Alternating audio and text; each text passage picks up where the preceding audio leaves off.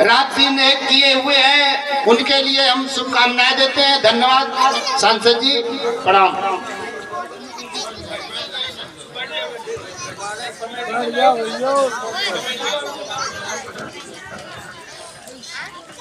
आज इस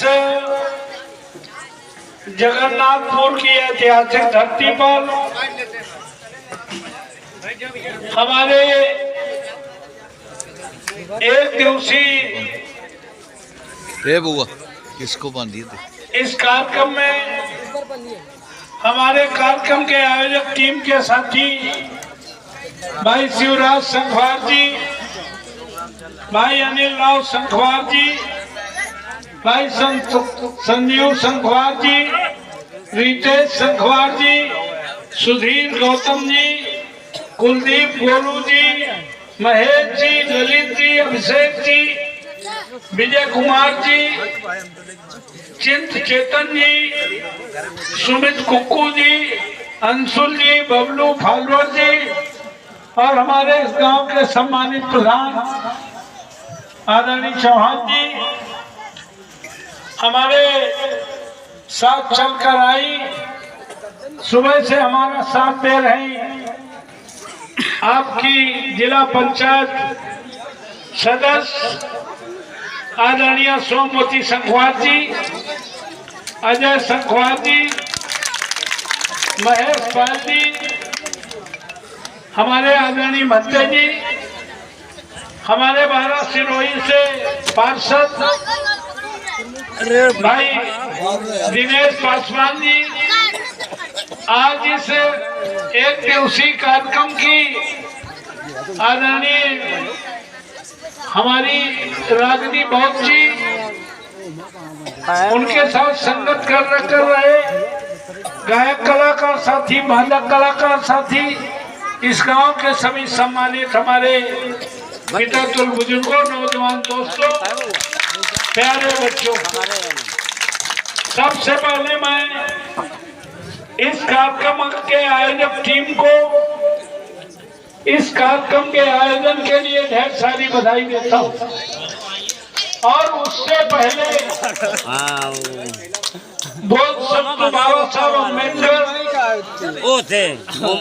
की जयंती की पूर्व संध्या पर आप सभी को बाबा साहब की जयंती की ढेर सारी बधाई देता हूँ। करुणा के सागर तथागत बुद्ध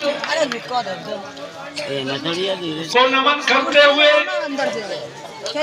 मैं आप लोगों से कोई लंबी चौड़ी बात नहीं, इतना ही कहना चाहता हूँ कि 2500 साल पहले भगवान बुद्ध ने क्या कहा? सर्वे भवन सुखना, सर्वे संतु निरामया, सर्वे भद्राणि पश्यन्तु मा कश्चित् दुःखभाग् भवेत्। कोई दुखी ना रहे। कौन दुखी ना रहे? मनुष्य जात ही नहीं, पशु पक्षी ही नहीं, पेड़ पौधे ही नहीं, चर अचर गोचर कोई दुखी ना रहे। 2500 साल पहले भगवान बुद्ध ने कल्पना की। उस मुद्दे को फॉलो करके बाबा साहब अम्बेडकर ने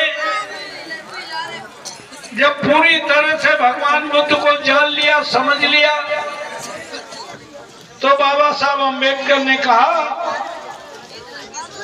कि मैं हिंदू धर्म में पैदा तो हो गया हूँ लेकिन मरूंगा नहीं। उन्होंने बौद्ध धर्म ग्रहण करने का काम किया। मैं इतना ही कहना चाहता हूँ, जो भगवान बुद्ध करना चाहते थे 2500 साल पहले, वो काम बाबा साहब अम्बेडकर ने 26 नवंबर 1949 को भारत के प्रथम राष्ट्रपति राजेंद्र प्रसाद को संविधान में एक वोट का अधिकार रानी और महारानी के वोट की कीमत बराबर करके इस धरती में स्वर्णिम युग की शुरुआत करने का काम किया। जो काम द्वापर में, त्रेता में, सतयुग में कोई हमारे समता न्याय बंधुत्व पर आधारित व्यवस्था को नहीं दे पाया था, वो काम बाबा साहब अम्बेडकर ने कलयुग में, कलयुग माने खराब युग नहीं है, कलयुग माने ज्ञान का युग, कलयुग माने विज्ञान का युग, कलयुग माने विकास का युग। बाबा साहब अम्बेडकर ने एक वोट का राइट ही नहीं दिया। उन्होंने कहा हमने एक वोट का अधिकार देकर तुम्हें प्रधान से लेकर प्रधानमंत्री बनाने का, और जिनमें हिम्मत होगी, हौसला होगा, चाहत होगी, वो प्रधान से लेकर प्रधानमंत्री तक बन भी जाएंगे। साथ ही साथ बाबा साहब अम्बेडकर ने कहा आज के बाद भारत के लोकतंत्र में, भारत में पैदा होने वाले प्रत्येक व्यक्ति को हमने भारत की धन और धरती का बराबर का हिस्सेदार बना दिया। 75 साल हो गए, हमारे समाज के लोग न कभी इस देश में लोकतंत्र पर कोई सेमिनार हुआ, न सिंपोजियम हुआ, न कोई डिबेट हुआ, और 75 साल ये देश चल गया। लोग बाग समझते हैं जगन्नाथपुर वाले कि जो हमारे पिताजी का मकान था वो हमारा है, जो हमारे आवंटन में पिताजी के नाम खेत थे वो हमारे हैं, बाकी पूरा देश हमारा नहीं है। ये सड़क जो आरसीसी रोड बनी है ये सरकारी है, नाली बनी हो सरकारी है, बिजली लगी हो सरकारी है, केवल अपना मकान समझते हैं ये हमारा, बाकी सब। यही कारण है इस देश में 10 साल पहले आए आदरणीय मोदी जी, इस देश के सामने एक सौगंध खाई कि कसम हमें इस मिट्टी की, हम देश नहीं बिकने देंगे, कसम हमें इस मिट्टी की, हम देश नहीं बिकने देंगे। और एयर इंडिया एयरपोर्ट बेच दिए, रेलवे प्लेटफॉर्म बेच दिया, BSNL पेट्रोलियम बेच दिया, ऑर्डिनेंस फैक्ट्री LTC मिले दे बेच दी, और बगल में डिफेंस कॉरिडोर है साड़ में, उसको भी अडानी को बेच दिया। और अगर पश्चिम उत्तर प्रदेश के किसान और पंजाब के किसान 1.5 साल तक धरना न देते तो तुम्हारी बीघा 2 बीघा जो आवंटन की जमीन है वो भी सब अडानी अंबानी के नाम हो जाती। और इस देश के पूरे लोग, इनके खून में उबाल नहीं आया, देश बिक रहा है, सब भय बस या लालच पर, और वो गालियां दे रहे हैं। हम बुद्ध की कथा सुन रहे हैं, हम बाबा साहब की जयंती मना रहे हैं, और वो गाली दे रहे हैं, हम सुन रहे हैं। क्या गाली दे रहे हैं? कहते हैं हम दलितों का वोट और महिलाओं का वोट तो 5 किलो राशन में ले लेंगे। ये गाली है, बिल्कुल सही बात है। ये गाली है हमारी। बाबा साहब अम्बेडकर ने कहा कि आज के बाद हमने भारत में पैदा होने वाले प्रत्येक व्यक्ति को भारत की धन और धरती का बराबर का मालिक बना दिया। अगर दलित, पिछड़े, अक़लियत के लोग जिनकी संख्या 100 में 90 है, इनमें भाईचारा बन जाए तो ऐसी इस देश में गवर्नमेंट बन सकती है कि पार्लियामेंट में पास हो सकता है कि सकल घरेलू उत्पाद से जो राष्ट्रीय आय है उसमें जो विकास के बाद जो पैसा बचे भारत के प्रत्येक व्यक्ति में बराबर का हिस्सा बन सकता है। ऐसा कानून इस देश में बन सकता है। तो मैं कहना चाहता हूं बाबा साहब अम्बेडकर ने क्या कहा था?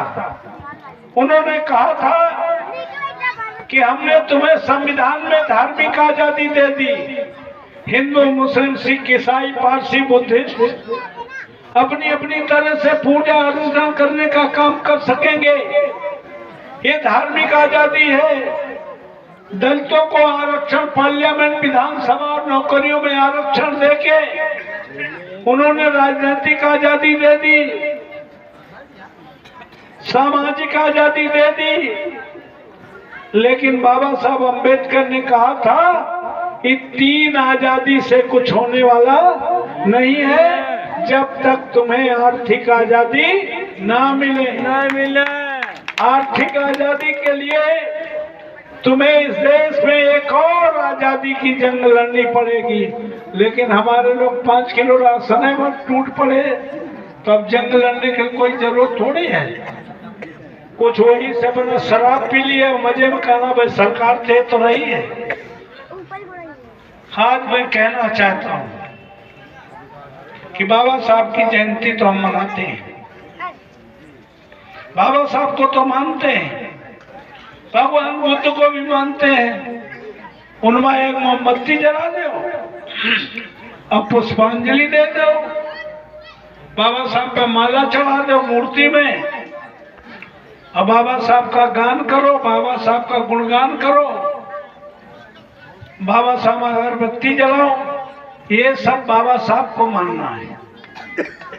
बाबा साहब को तो मानते हैं, लेकिन बाबा साहब की उंगलियों में भी नहीं मानते। ये बाबा साहब को मानना और बाबा साहब की मानना ये को और की का अंतर नहीं है, जमीन और आसमान का अंतर है। जैसे हम अपने पिता को तो मानते हैं, लेकिन पिता की एक नहीं मानते। पिता को मानना दूसरी बात है, पिता की मानना। बाबा साहब को मानना तो हमने बता दिया, माला चढ़ाओ, मूर्ति लगाओ, अगरबत्ती जलाओ, फूल चढ़ाओ, ये बाबा साहब को मानना है। बाबा साहब की मानना क्या था? बाबा साहब ने कहा था कि हमने पूरे जिंदगी संघर्ष करने के बाद जिन सूखे शरीरों में मेरे संघर्ष के कारण, आरक्षण के कारण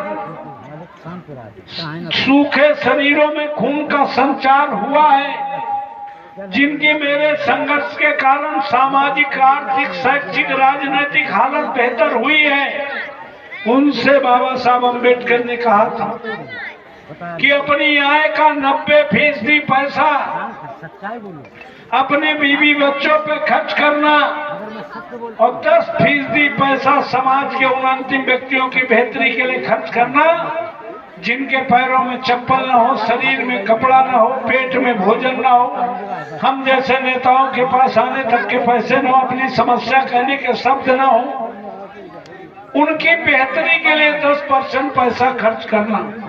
अगर ये काम उन लोगों ने किया होता, किन लोगों ने? हमारे समाज के उन लोगों ने जो IAS बने, IPS बने, PCS बने, डॉक्टर बने, इंजीनियर बने, मास्टर बने, अब क्या नहीं बन रहे।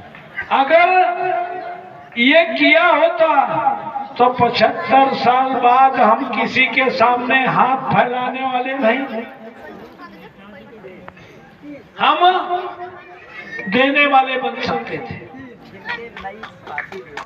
हम मांगने वाले नहीं, हम देने वाले बन सकते थे। इसलिए मैं आपसे कहना चाहता हूँ, जिन बाबा साहब ने अधिकार दिए हैं संविधान में, वो संविधान खतरे में है। ये मैं नहीं कह रहा, ये आजादी के इतिहास में 4 सुप्रीम कोर्ट के जज अपने चेम्बरों से निकलकर ये कहने को मजबूर हो कि भारत का लोकतंत्र खतरे में, इससे बड़ी कोई खतरे की घंटी हो नहीं सकती।